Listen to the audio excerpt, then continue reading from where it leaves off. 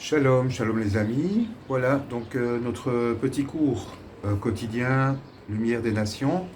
Donc nous allons faire quelques télim et ce sera pour la refoua de Shlomo ben Lucet, David Mordechai ben Pnina, Paul ben Sarah et donc aussi pour tous ceux qui attendent une naissance et Bezrat Hashem pour tous les malades, pour tous les refaits B'tor Bnei Israël. Bezrat Hashem. Alors donc on prend ici le Tikkun HaKlali, la réparation, ce qui répare tout en fait. Donc c'est le Tikkun, c'est les 10 télim de Rabbi Nachman Breslev. Tikkun, alors on va lire les télim pour la refoua donc de tous les malades. Mirtam le David, Shomrein Yel ki Ivor, Omart l'Adonoi, Adonai ata tovati balalecha, likdoshim asher baaretz sema, va'adire kol cheftivam, yirbu atzvotam acher maharu, bal asir niskeem midam uval esa et shumosam al sevatai. Adonai menas chelki v'chosi ata tomir gorali, chavalim nafluli baneimim, af nachalat shofra alai. Avarech et Adonai asher yotzani, af lelos yisruni chiliotai. Shiviti Adonai le negditamit, ki mimini balemot. Lachen samach libi vayagel kevodi, af besari yishkon lavetar, ki lot azov nafshi lishol, lot iten chasidcha lirot shachat. Todieni orach chayim, sovas machot et banecha, neimot biminecha netzach. Alors donc, oui, je voulais simplement ajouter ceci aujourd'hui. Donc, en ce qui concerne l'allumage des bougies pour les dames, il est bien de mettre quelques proutotes, donc quelques pièces de tzedaka avant l'allumage des bougies. Et bien sûr, comme nous le savons tous, la mitzvah de Shabbat, elle est liée aussi, donc il y a aussi la mitzvah de Tosefet Shabbat, donc c'est d'ajouter au Shabbat encore de la lumière du Shabbat, c'est-à-dire de prendre le Shabbat plus tôt.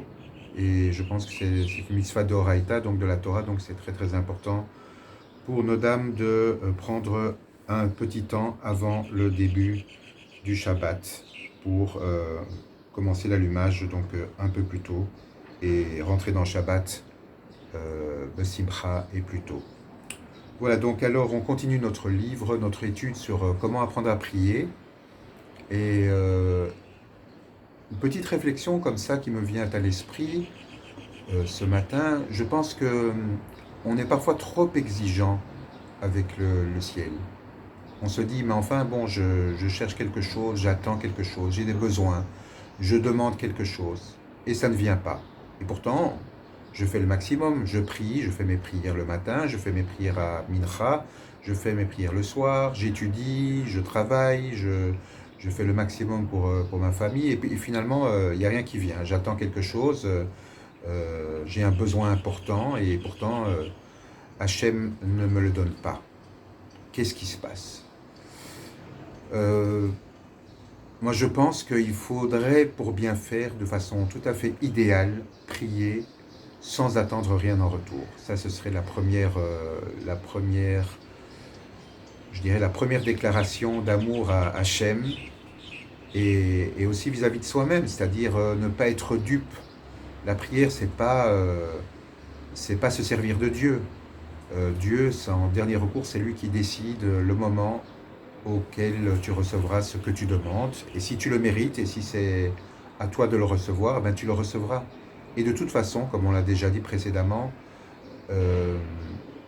toutes les prières, le dit Rabbi Nachman, toutes les prières se réaliseront. C'est une question de temps et il faut être évidemment très patient pour chaque chose, mais ce n'est pas pour cela qu'il faut, on va dire, rogner sur son ishtadlut. Ce que tu dois le faire, quelles que soient les circonstances.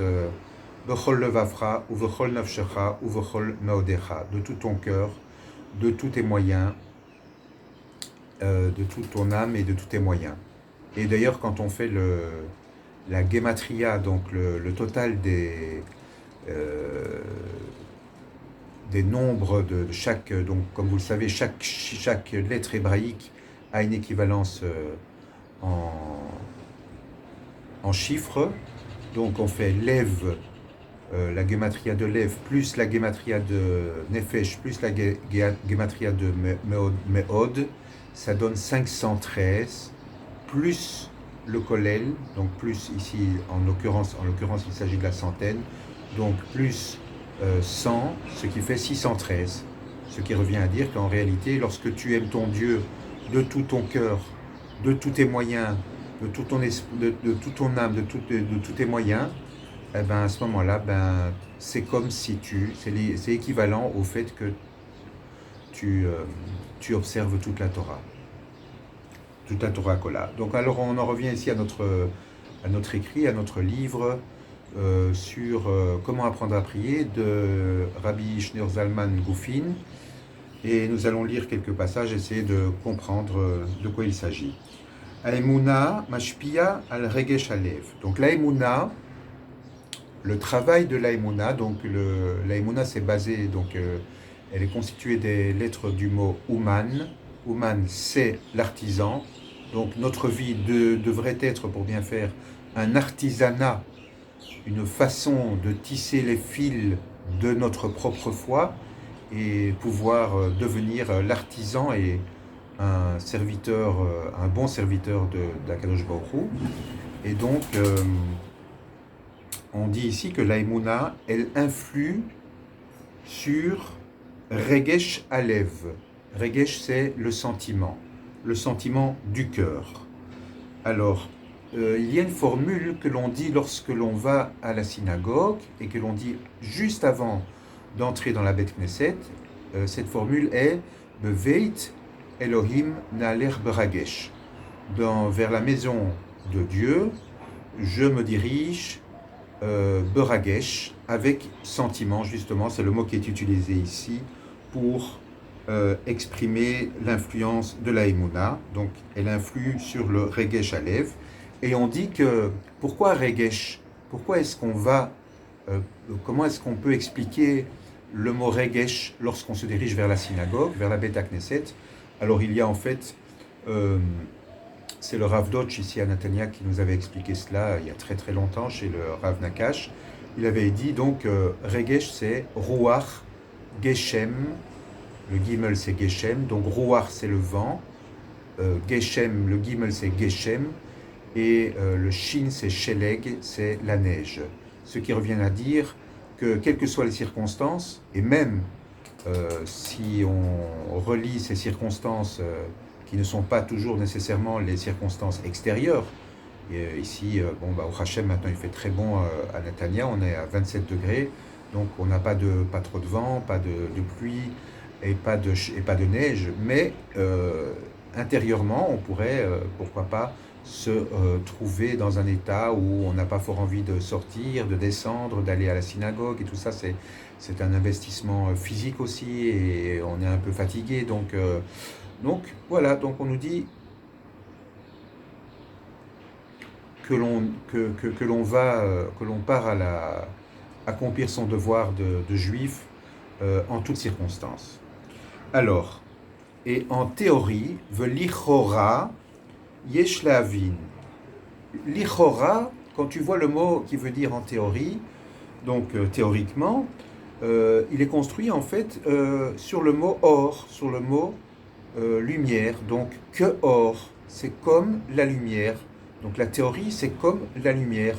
On sait aussi que le mot or, il équivaut à, on ne va pas se tromper dans le calcul, qui est pourtant très simple, Resh c'est 200, Aleph c'est 1 et Vav c'est 6, ça fait 207, et c'est équivalent au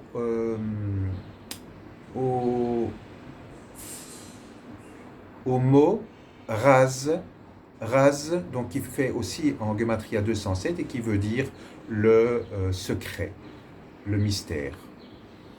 Voilà, donc ça c'est pour le mot lichora.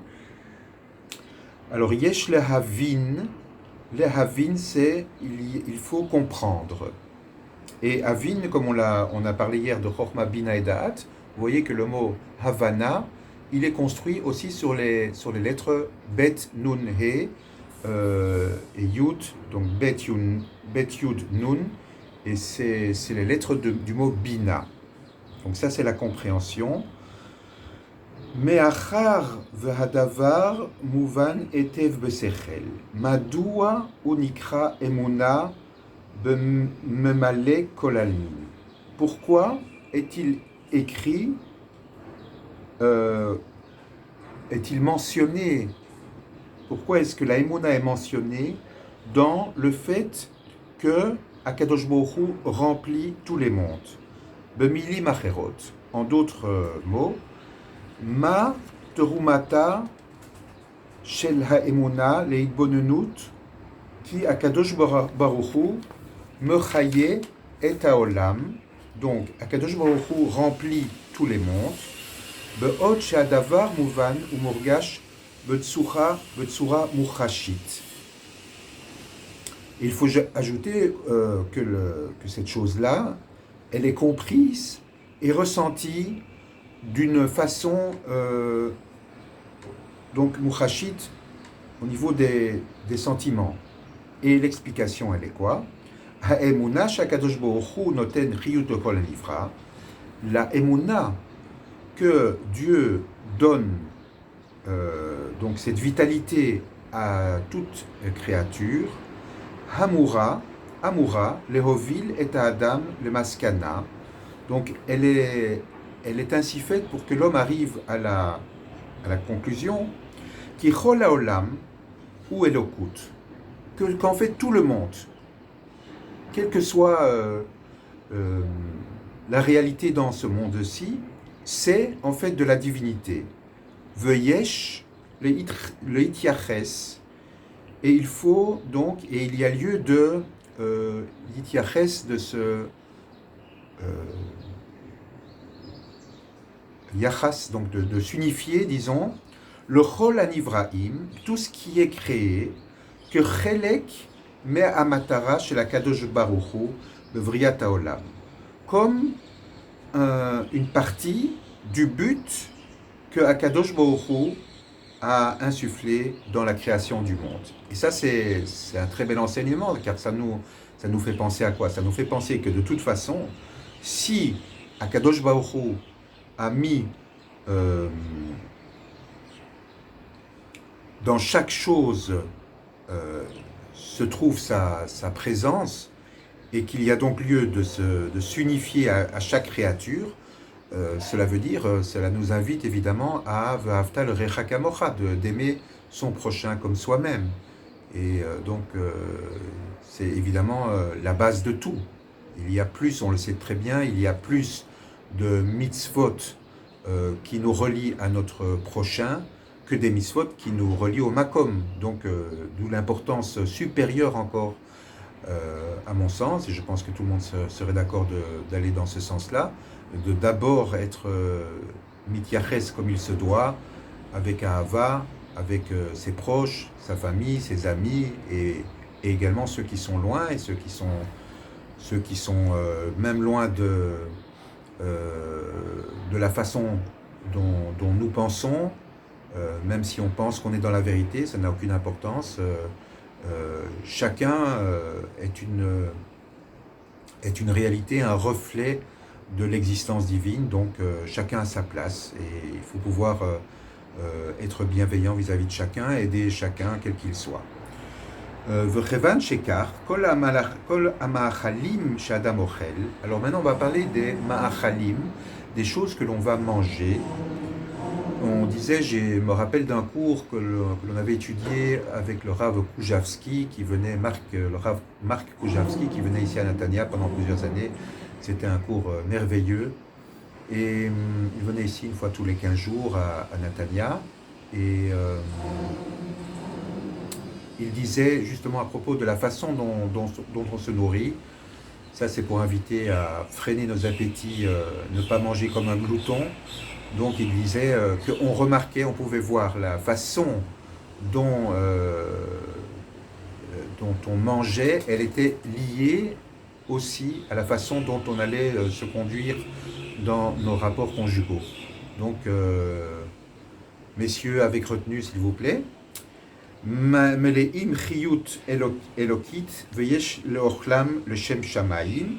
Donc, tous ces aliments-là que Dieu a mis à notre disposition, que nous allons manger, sont remplis de vitalité, de la vitalité d'Hachem, de la divinité. Et il faut donc, pour cette raison-là, il faut les manger, le Shem Shamayim, au nom du ciel. Vechol asakim shel Yehudi, ainsi que chacune de nos occupations, Esek, ça peut être un business, ça peut être une occupation, comme dit le Rav Moshe Amar, qui est notre maître du matin, au Beth Amidrash ici, Rehov Rishon LeZion, il dit il faut être au sec pour le Esek HaTorah. Donc il faut se mettre au sec, donc s'abriter pour étudier. Alors, oui, en fait, pour la petite histoire, on étudie dans un souterrain, donc on est loin de là d'être comme l'époque de Rabbi Akiva d'étudier dans les grottes, mais enfin bon, on est quand même bien entouré, bien au chaud, bien au sec.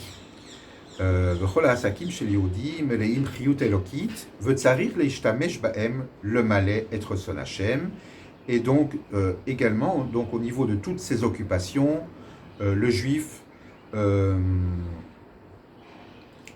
doit tenir compte du fait qu'elles sont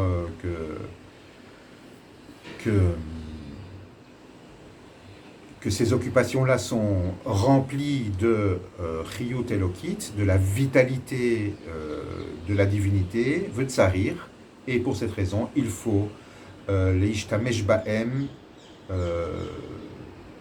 s'en occuper, le malais être son Hachem, afin de pouvoir remplir la volonté de Dieu.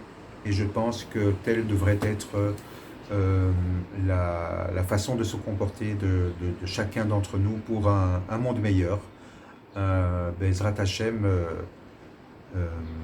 Sheyavo et Mashiach Tzidkenu. Je vous remercie tous de votre écoute.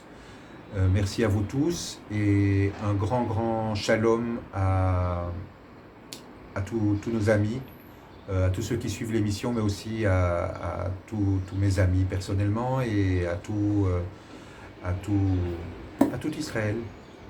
Et n'oublions pas nos amis en Belgique et également qui sont fidèles à cette petite émission. Je vous remercie beaucoup et je vous souhaite une très bonne journée. À très bientôt. Shalom uvracha.